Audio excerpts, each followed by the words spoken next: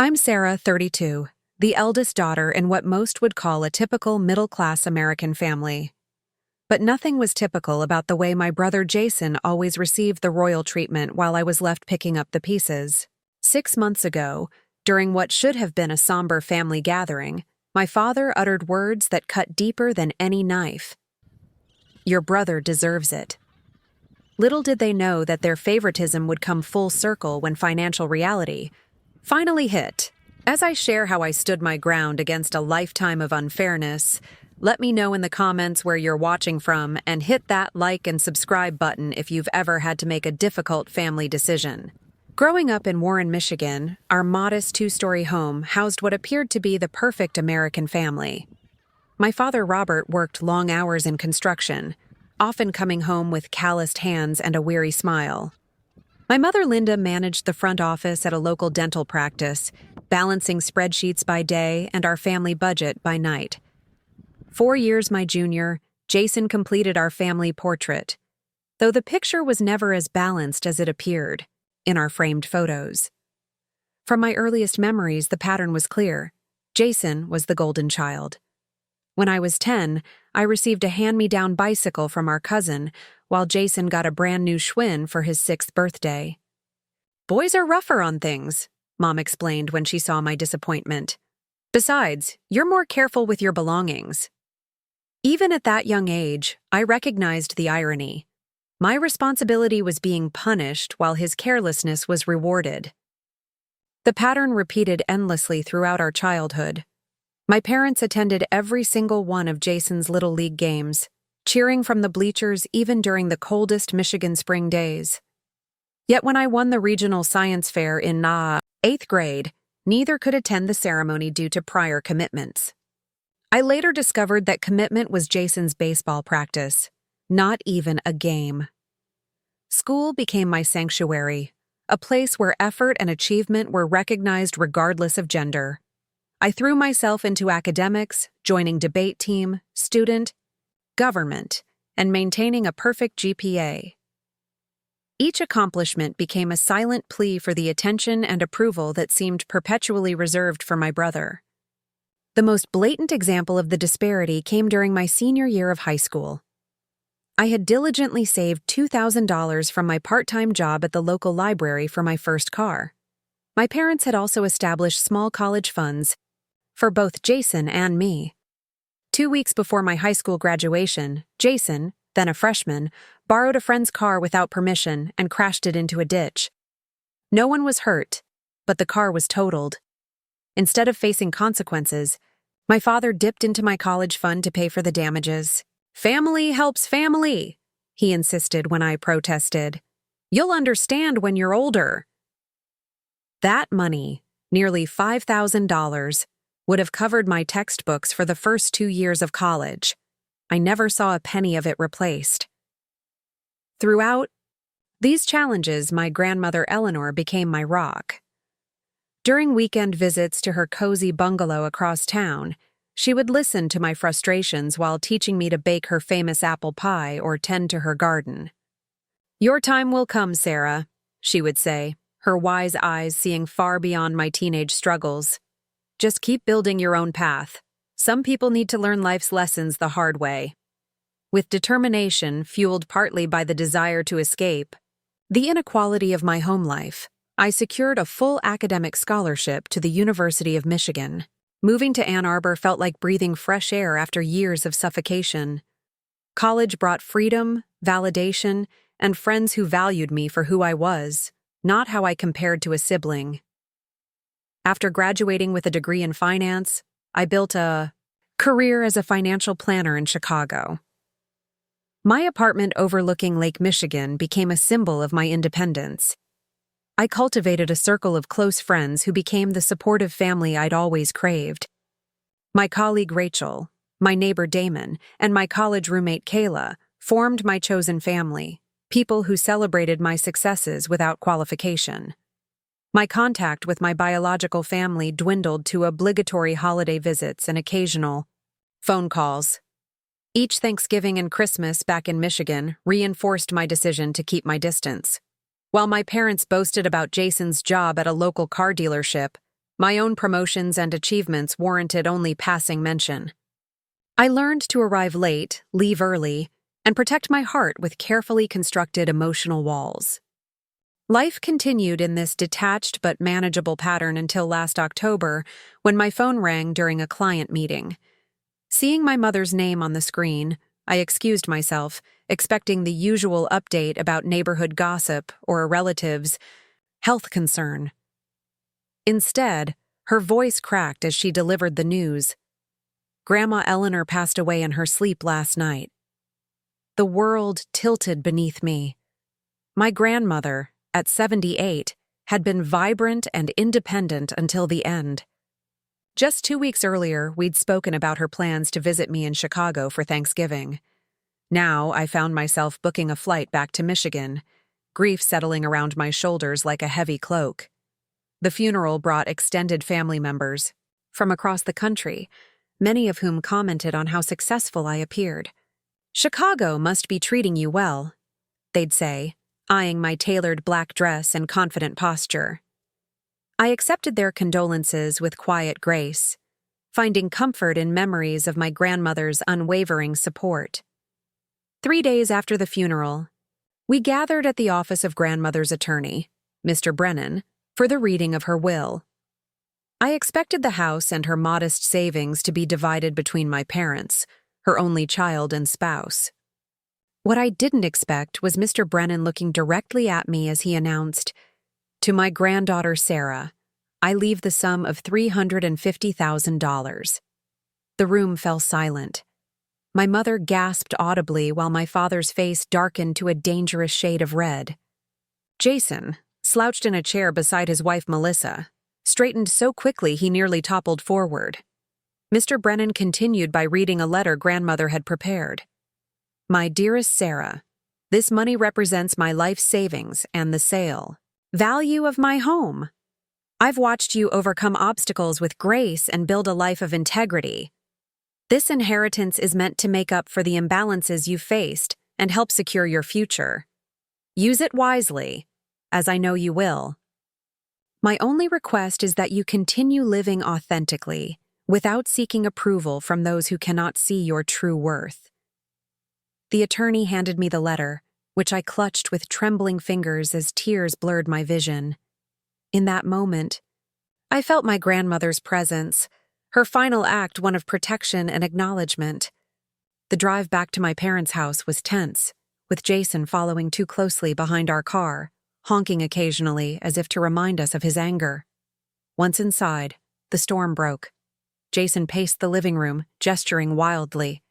"This is bullshit. I'm her grandson, too. That money should be split between us." His voice echoed against the walls of our childhood home. "I'm the only son in this family. That has to count for something." My mother wrung her hands, glancing between her children, like a tennis spectator. "Sarah, sweetie, I'm sure your grandmother didn't mean to cause this division. Perhaps we should discuss how this money could benefit the whole family."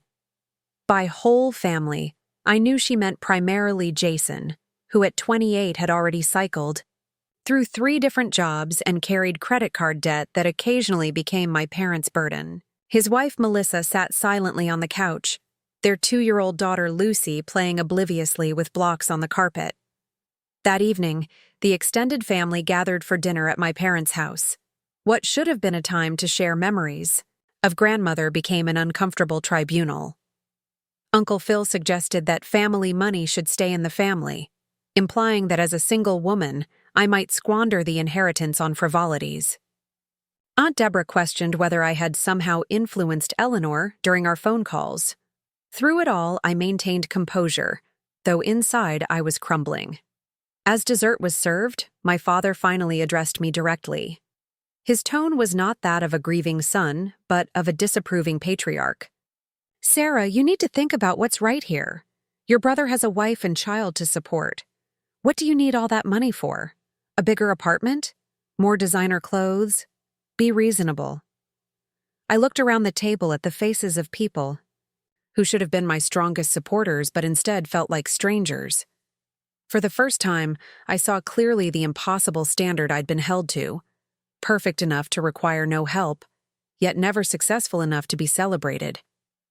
The tension that had been building erupted the following evening. I had spent the day sorting through grandmother's personal belongings, setting aside photo albums and keepsakes that held special memories.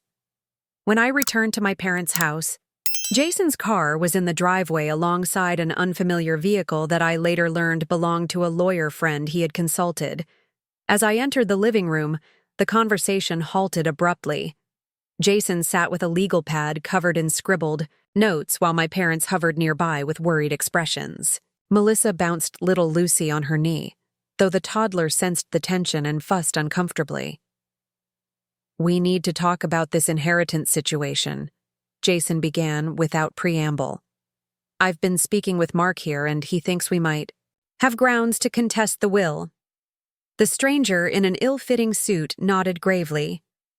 There could be a case for undue influence, especially if Sarah had private conversations with Eleanor about financial matters. My blood ran cold, then hot with indignation. "Are you seriously suggesting I manipulated our grandmother? The woman who taught us both about integrity and honesty?" Jason stood, towering over the coffee table. "How else do you explain her leaving everything to you? You've always been the perfect one, always making me look bad in comparison. You probably spent years working on her, feeding her stories about how unfair your life was." "That's not true," I responded, struggling to keep my voice steady. "Grandmother and I were close because I made an effort. When was the last time you visited her without asking for money?" His face flushed. "That's a lie. I had a relationship with her too. Is that why you forgot her birthday last year?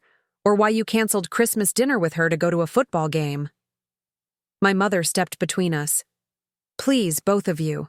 This isn't helping anything." But Jason wasn't finished. His next words came out in a rush of anger. "You have no idea the pressure I'm under. The dealership isn't doing well. We're behind on Lucy's daycare payments, and the credit card companies keep calling. You sit in your perfect Chicago life judging me, but you don't know what it's like to struggle." For the first time, I realized there were layers to Jason's life I hadn't been privy to. While I'd been focusing on building my career and healing from our childhood dynamics, he had apparently been drowning in financial troubles that my parents had kept hidden from me. My mother's eyes filled with tears. "Sarah, please. Family helps. Family. That's what we've always taught you. Jason needs this money in a way you don't. He has responsibilities, people depending on him. And I don't? My life, my future, my financial security doesn't matter because I don't have a child. I've worked hard for everything I have without asking any of you for help." My father, who had been unusually quiet, finally spoke. His words came out slow and deliberate, landing like physical blows. "Your brother deserves it. He has a family to support. What do you have?" The room went silent. Even Jason looked shocked at the baldness of the statement. In that moment, 32 years of seeking approval and acceptance crumbled into dust.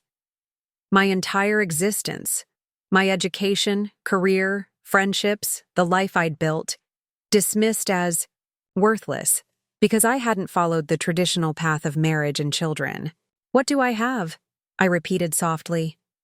"I have self-respect. I have a career I built from nothing. I have friends who value me for who I am, not what I can give them. And I had a grandmother who saw me clearly." My voice gained strength with each word. "What I don't have is any obligation to solve problems I didn't create." I turned to Jason. "I'm sorry you're struggling. Truly. But this inheritance was grandmother's decision, her money to give as she saw fit. She chose to give it to me with no conditions, and I intend to respect her wishes."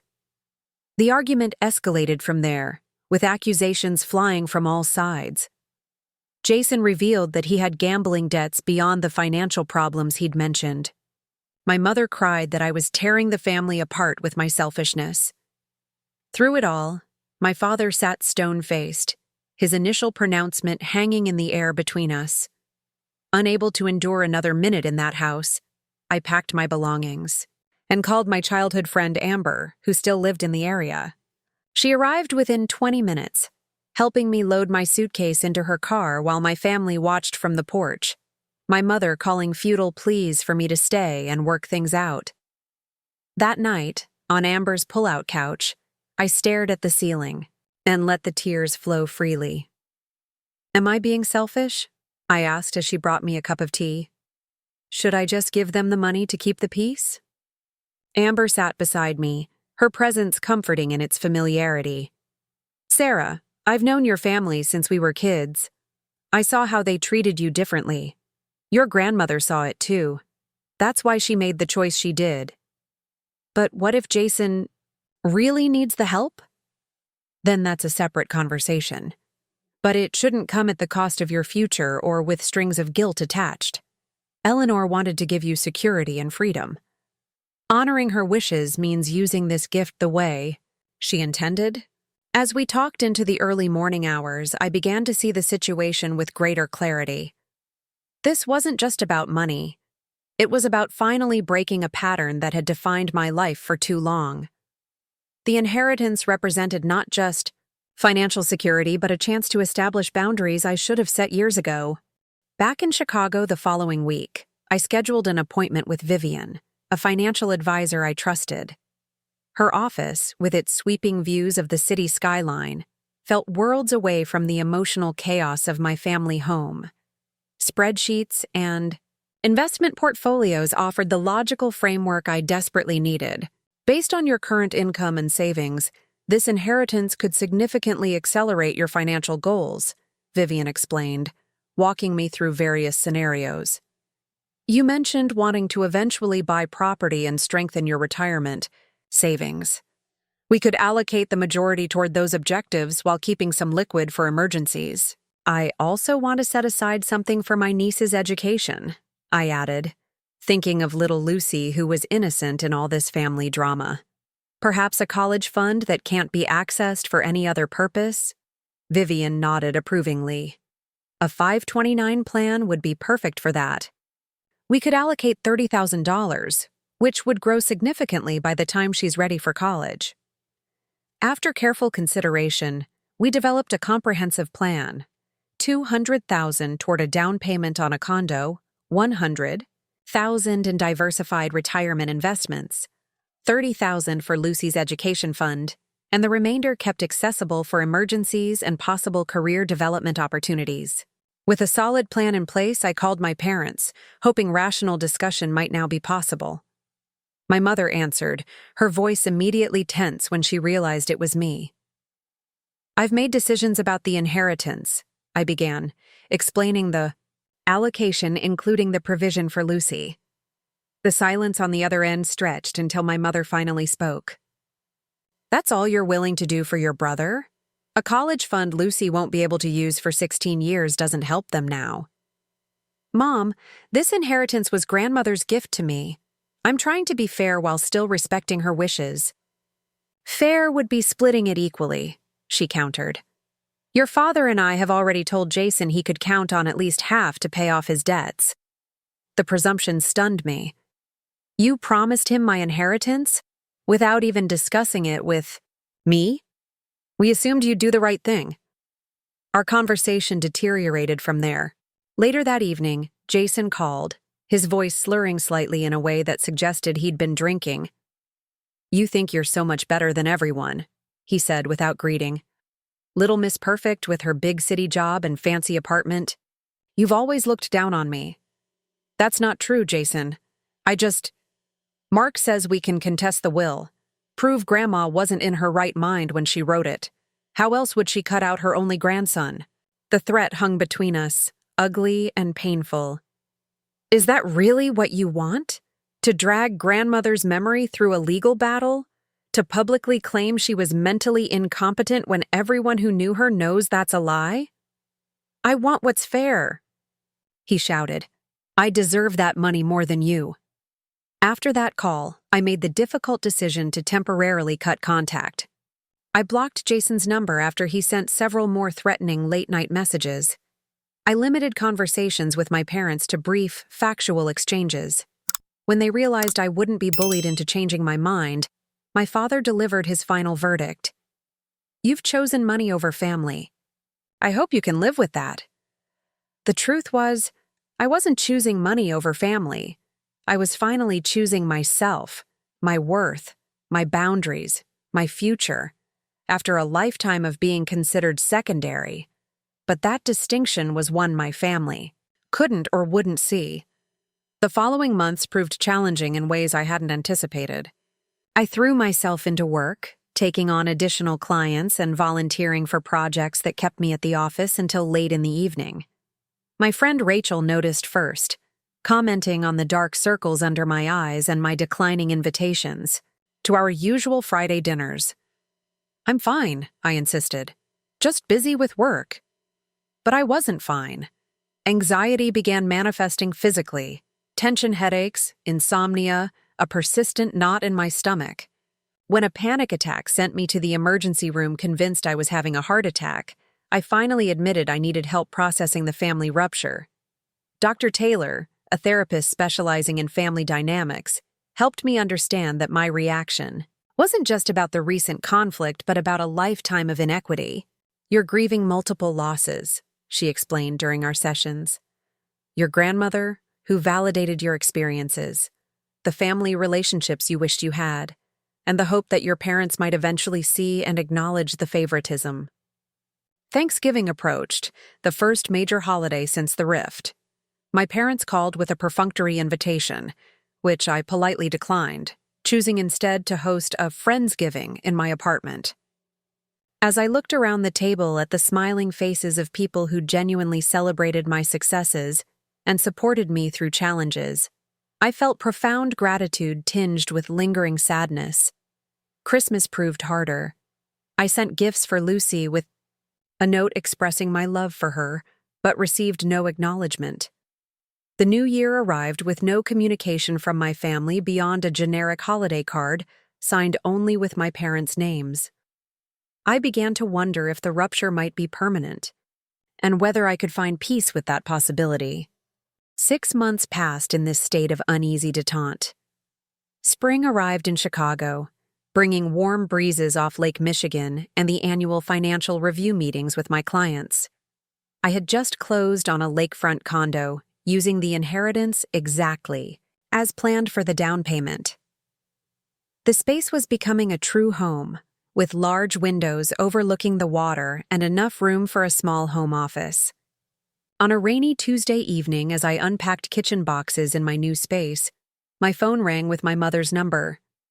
I almost didn't answer, bracing for another attempt to make me feel guilty. But something, intuition perhaps, made me accept the call. "Sarah?" My mother's voice sounded different, smaller, scared. "I know we haven't talked much lately, but I didn't know who else to call." The familiar annoyance at being considered a last resort faded as I registered the genuine distress in her tone. "What's wrong, Mom?" "It's everything," she said, her voice breaking. "The house, your brother, your father's health. It's all falling apart."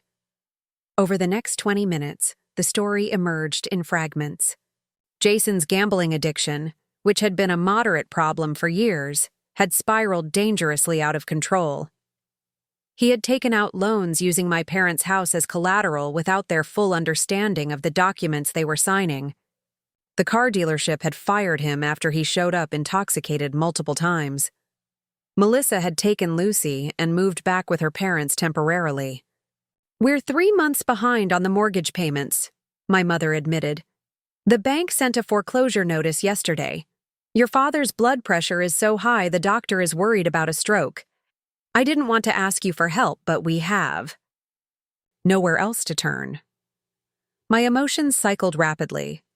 Vindication that the family crisis I'd been painted as causing had actually stemmed from Jason's behavior, anger at being contacted only when they needed something, and genuine concern for my parents who, despite everything, I still loved.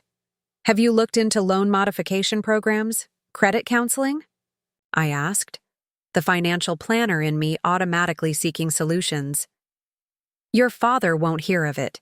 He says it's admitting failure. She paused, then added softly, He was wrong about you, Sarah. The things he said, we were wrong. The admission, as inadequate as it was, represented the first crack in the wall of justification my parents had built around their treatment of me. I told my mother I needed time to think and would call her back the next day. That night, I called Dr. Taylor for an emergency session. They're only reaching out because they need money, I said, pacing my half-unpacked living room. Part of me wants to say it's not my problem. What's stopping you? She asked simply. They're still my family, and their situation sounds genuinely desperate. I sighed deeply. But I'm afraid if I help without addressing the underlying patterns, nothing will really change. What would change look like to you? The question gave me pause. Acknowledgement of the favoritism, Jason getting real help for his addiction, boundaries that everyone respects, a relationship where I'm valued for who I am, not what I can provide. Dr. Taylor nodded. Those sound like reasonable conditions for re-engagement. You can offer help without sacrificing your self-worth. The next day, I researched gambling addiction treatment programs and financial hardship options before calling my mother back. Later that evening, I received an unexpected call from my father, the first time he had initiated contact since our argument. Sarah, he began awkwardly, your mother told me you two spoke. We did. A heavy silence stretched between us. I'm not good at this, he finally continued, admitting when I'm wrong. But I was wrong about a lot of things. The things I said about your life not mattering because you don't have children, that was cruel and untrue. The admission stunned me. My father had never acknowledged being wrong in my entire life. Thank you for saying that, I managed.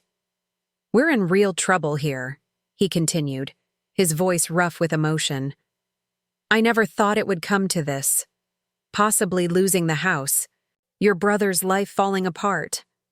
I always thought I could fix anything if I just worked hard enough. In that moment, I glimpsed something I'd never seen before. My father's vulnerability, his fear of failure. Perhaps his favoritism toward Jason hadn't just been gender preference, but a misguided attempt to strengthen his son against life's hardships. The realization didn't excuse the pattern, but it helped me see it in a more nuanced light. I might be able to help, I said carefully, but I have conditions. Jason needs professional treatment for his gambling addiction, and we all need family counseling to address the patterns that got us here. This isn't just about money. It's about creating healthier relationships going forward. My father's initial resistance was palpable even through the phone. The man who had spent his life believing he could handle everything himself was being asked to admit he needed help on multiple levels. But desperation proved stronger than pride. Whatever it takes, he finally said. We'll do whatever it takes. 2 days later, I took a leave of absence from work and flew back to Michigan. The family home, once maintained with my father's meticulous attention to detail, showed visible signs of neglect. The lawn had grown wild, paint peeled from the front, porch railing, and a brokenness hung in the air that went beyond physical disrepair. My mother greeted me with a desperate hug that felt both familiar and strange after months of distance. My father stood awkwardly in the hallway, looking smaller and older than I remembered. The confident construction worker whose strength had seemed limitless throughout my childhood now appeared diminished, his shoulders hunched under an invisible weight. Jason arrived an hour later. The changes in him were even more pronounced. Gaunt cheeks, bloodshot eyes, and a nervous energy that kept him pacing and unable to maintain eye contact. Our greeting was stiff, the history between us creating a chasm neither knew how to bridge. I didn't think you'd come, he finally said as we sat in the kitchen that evening, the remains of a takeout dinner between us. My mother had gone to lie down with a headache, and my father was reviewing the financial documents I'd asked them to gather. I almost didn't, I admitted. He nodded, picking at a loose thread on his sleeve. I wouldn't have if the situation was reversed. The honesty surprised me. Why not?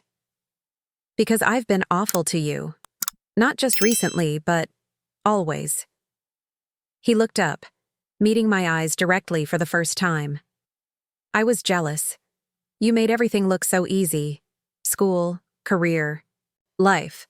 I always felt like I was playing catch-up to the standard you set. It wasn't easy, I countered.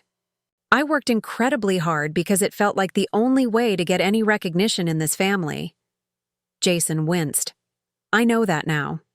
Melissa's been very clear about how messed up our family dynamic is.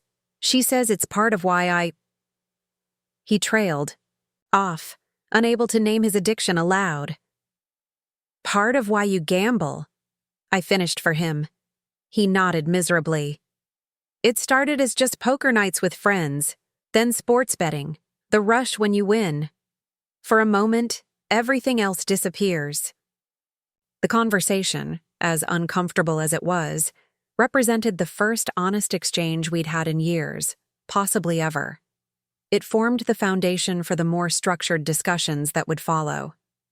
The following day, I arranged a family therapy session with Dr. Bennett, a specialist in family systems and addiction I'd found through my Chicago therapist's recommendation. The initial session was painful and raw, with decades of unspoken resentments finally finding voice. I always felt like I had to be perfect, I explained, tears streaming despite my attempt at composure. Like being a good daughter meant never needing anything, while being a good son meant being forgiven for everything. My mother covered her face. I never wanted you to feel that way. I thought we were just helping Jason because he struggled more. But by constantly rescuing him, you never let him develop his own coping skills, Dr. Bennett observed. And by expecting Sarah to always be self-sufficient, you denied her the support all children need. My father, who had been largely silent, finally spoke. My father was hard on me. Nothing I did was ever good enough. I swore I'd never be that kind of father. He looked at me with dawning realization. Instead, I went so far in the other direction with Jason that I became that exact father to you. Impossible standards, no room for mistakes. The recognition, though decades too late, unlocked something within me. Not instant forgiveness, but a willingness to continue the healing process. In subsequent sessions, my mother revealed her own childhood in a household where her brothers received opportunities she was denied because girls just get married anyway. Her enabling of Jason's preferential treatment had roots in her own unresolved pain. Jason spoke of feeling simultaneously entitled to help and worthless for needing it, a contradiction that had fueled his addiction. Parallel to the emotional work, we tackled the practical challenges. I worked with my parents' mortgage company to establish a forbearance plan that would pause foreclosure proceedings. I consulted with a bankruptcy attorney to understand their options if negotiations failed. And most importantly, I researched inpatient treatment programs for Jason's gambling addiction. I can't go away for 30 days, he protested when I presented the option. What about finding another job? What about Melissa and Lucy? Melissa has made it clear she won't come back until you've gotten real help, my father said, showing unexpected firmness. And no job will matter if you can't address the addiction first. After 3 days of discussion and several more family therapy sessions, Jason agreed to enter treatment. I offered to cover the portion of the cost not covered by insurance, with the understanding that this was an investment in his recovery, not a handout. For my parents, I established a structured financial plan. Rather than simply paying off their debts, I would cover 3 months of mortgage payments to bring the loan current, with the expectation that they would work with a financial counselor I connected them with to develop sustainable budgeting habits. This isn't about controlling you, I explained as my father bristled at the conditions. It's about making sure we're addressing the real issues, not just putting a band-aid on the symptoms. Throughout this process, I maintained my own boundaries. I stayed at a hotel rather than in my childhood bedroom, giving myself space to process each emotional day. I continued phone sessions with my Chicago therapist, ensuring I had support separate from the family dynamics. And I was clear about the limits of my financial assistance, focusing on stabilization rather than ongoing support. As Jason prepared to enter treatment, he asked to speak with me privately. In my hotel room, he handed me a sealed envelope. "I wrote this as part of my pre-treatment work. You don't have to read it now, or ever. But I needed to give it to you." Later that night, I opened the letter to find a detailed apology for the childhood incidents when he had damaged my belongings without consequences, for the college fund money that had gone to pay for his mistake, for the years of accepting preferential treatment without questioning its impact on me, and for his recent behavior regarding the inheritance. "I don't expect forgiveness," he concluded, "but I want you to know that I see now what I couldn't or wouldn't see before. You deserved better from all of us." The letter wasn't a magical solution to years of hurt, but it was a step toward healing that I hadn't thought possible 6 months earlier. 3 months passed, bringing summer heat to Michigan and gradual healing to my family. Jason completed his inpatient treatment program and transitioned to intensive outpatient therapy, attending Gamblers Anonymous meetings 3 times weekly. With his counselor's approval, he had found part-time work at a local garden center, deliberately choosing a field unrelated to his previous career to create distance from old patterns. My parents had faithfully attended their financial counseling sessions, making difficult but necessary adjustments to their lifestyle. They sold one of their cars, switched to a less expensive cell phone plan, and my father had swallowed his pride to accept a slightly less physically demanding role with his construction company that offered more stable hours as he approached retirement age. I had returned to Chicago and my work, but maintained regular video calls with my family both individually and as a group, often with Dr. Bennett facilitating. The conversations weren't always easy, but they were honest in a way they had never been before. During one such call, my mother shared news that surprised me. "Melissa brought Lucy over yesterday. It was the first time we've seen her in almost 2 months." "That's wonderful," I replied sincerely. "How did it go?" "Good, I think. She's being cautious, which is understandable. But she said if Jason stays committed to his recovery program, she's open to trying couples counseling." These small steps toward rebuilding what had been broken gave me hope, though I maintained realistic expectations. Addiction recovery wasn't linear, and decades of family patterns wouldn't transform overnight. As promised, I had established an education trust for Lucy, structured so the funds could only be used for educational purposes. I had also created clear financial boundaries with my family. I would not be the ongoing solution to their financial problems, but I would support their efforts to create their own stability. "Your grandmother would be proud of how you've handled everything," my father said during one of our calls. Coming from him, the acknowledgement held special weight. "I think she'd be proud of all of us," I replied. She always believed people could change if they were brave enough to face themselves honestly. The inheritance that had initially created such division had ultimately served its purpose, though not in the way any of us had anticipated.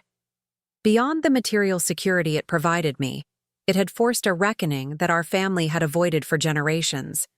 My own healing journey continued as well.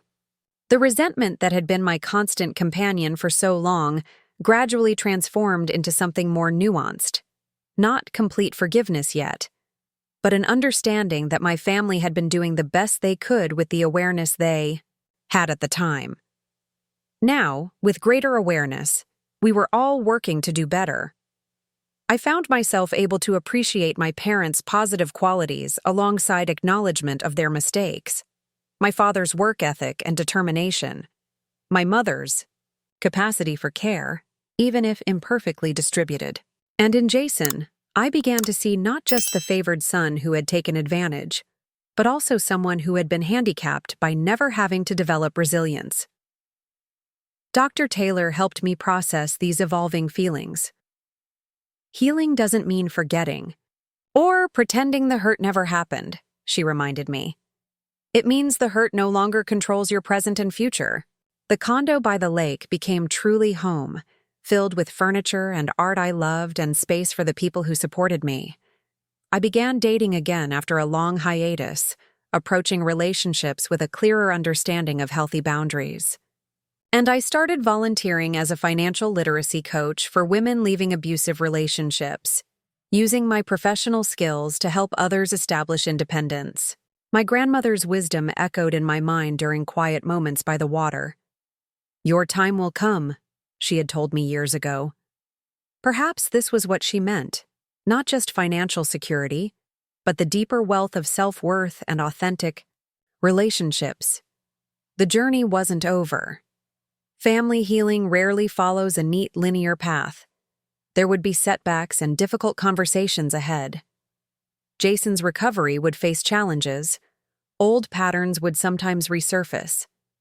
But we now had tools and awareness we hadn't possessed before, and a willingness to do the work that healthy relationships require. I learned that standing up for yourself doesn't have to mean cutting ties completely. That compassion and boundaries can coexist.